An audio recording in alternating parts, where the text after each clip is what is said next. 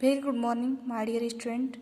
मैं निशा मिस स्तुना देवी स्कूल से आप लोगों को ग्रामर पढ़ाने जा रहे हैं, जिसमें हम लोग क्लास 6, 7 और 8 का व्याकरण पढ़ेंगे। तो आइए हम लोग जाने कि ग्रामर का यूज हम लोग करते क्यों हैं, क्यों इंग्लिश पढ़ने से पहले हम लोग ग्रामर पढ़ते हैं और इसका उपयोग बहुत ज़रूरी हम लोग समझते हैं। तो सबसे पहले हम लोग देखते हैं ग्रामर कहते किसे हैं और इसका डेफिनेशन क्या है। तो देखिए, the grammar is a subject which is teachers speak clearly and right clearly, that is called grammar. व्याकरण वह विद्या है जिसे शुद्ध बोलना या लिखना आता है, व्याकरण कहलाता है। यानी कि किसी भी भाषा को बोलने से पहले उसे हम लोग की शुद्धता होनी ज़रूरी है। इसलिए सबसे पहले हम लोग ग्रामर पढ़ते हैं और ग्रामर का प्रयोग करते हैं। तो देखिए, दूसरे नंबर पे हम लोग पार्ट्स ऑफ स्पीच के बारे में जानेंगे कि पार्ट्स ऑफ स्पीच होता क्या है। तो देखिए, all the English words are divided into 8 groups according to the work they do in a sentence is called a parts of speech. All the English words are divided into 8 groups. सभी English के शब्द divided into 8 groups 8 समूहों में बटे हैं। According to the work, अपने वर्ग के अनुसार 8 भागों में बटे हैं, 8 समूहों में बटे हैं। दे do in a sentence is a called a parts of speech. They do in a sentence, ये लोग जो एक वाक्य का कार्य करते हैं, called a parts of speech, और इसे ही पार्ट्स ऑफ स्पीच बोला जाता है। तो देखिए, पार्ट्स ऑफ स्पीच होते कितने हैं और इन सभी का डिफिनीशन हम लोग जानेंगे। तो सबसे पहले हम लोग देखते हैं नाउन यानी संज्ञा। दूसरा है प्रोनाउन सर्वनाम। तीसरा है एडजेक्टिव विशेषण। चौथा है वर्ब क्रिया। पांचवा है एडवर्ब क्रिया विशेषण। छठा है प्रीपोजिशन संबंध बोधक। 7 है कंजक्शन संयोज्य सूचक। 8 है इंटरजेक्शन विस्मय सूचक। तो हम लोग सीरियल वाइज इन सबका नाम जान के और आगे अब हम लोग एक एक इसके डिफिनीशन को डिफाइन करेंगे। तो आइए सबसे पहले हम लोग देखते हैं नाउन कहते किसे हैं। यानी noun is a naming word, यानी कि वर्ल्ड में जितने भी नेम हैं सभी को हम लोग सामान्य भाषा में नाउन बोलते हैं, जैसे पर्सन प्लेस थिंग। यानी कि इसका दूसरा डिफिनेशन है a noun is the name of person place और थिंग। पर्सन प्लेस और थिंग, पर्सन में आज किसी व्यक्ति का नाम हो जाएगा, जैसे राम, श्याम, सीता, इटीसी ऐसे नाम आ जाएंगे। प्लेस में आ जाएगा आगरा, मुंबई, दिल्ली, इटीसी ऐसे नाम आ जाएंगे। फिर देखेंगे थिंग्स के नेम, मेज, चेयर, इटीसी ऐसे थिंग्स सारे आ जाएंगे। अब दूसरे नंबर पे हम लोग देखेंगे pronoun. A pronoun is a word which replace a noun. Pronoun वह शब्द है जो नाउन के स्थान पर प्रयोग किया जाता है, जैसे कि he, she, it, they, we, there, etc. फिर हम लोग अब इसके यूज के बारे में जानेंगे। देखिए, जैसे कि Ram is a good boy. फिर अब बोल दिए हम लोग कि Ram is a good boy. फिर उसके बारे में कुछ कहना है, he is reading class 6।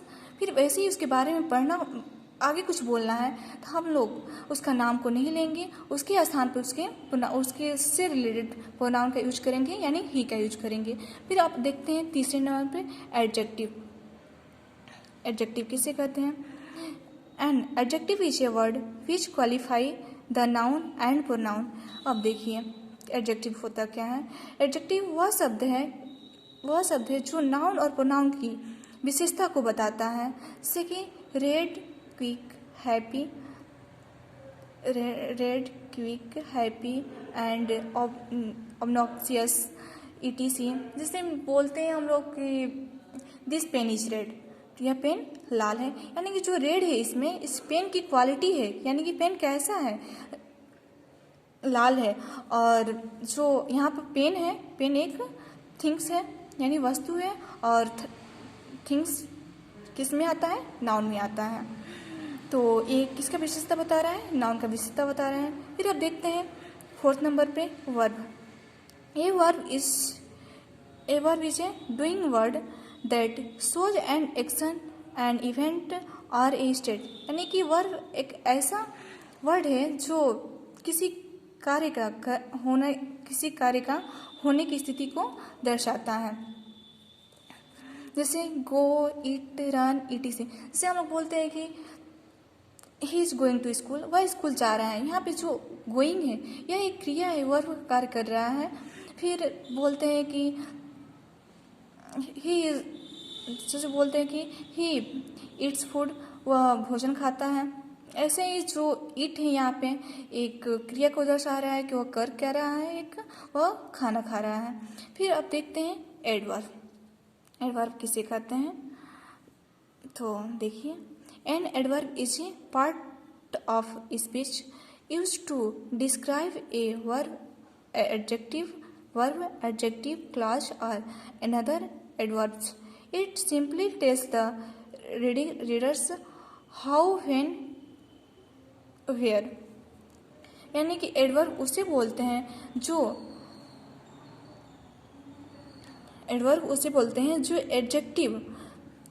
Adjective और अपनी खुद की विशेषता को बताता है, उसे ही एडवर्ब बोला जाए। जो एडजेक्टिव, वर्ब और खुद की विशेषता को बताता है उसे ही एडवर्ब बोला जाता है।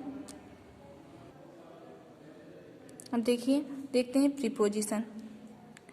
Preposition is a word or phrase that connects a noun or pronoun to a verb or adjective a sentence. यानी कि प्रीपोजिशन वह शब्द है जो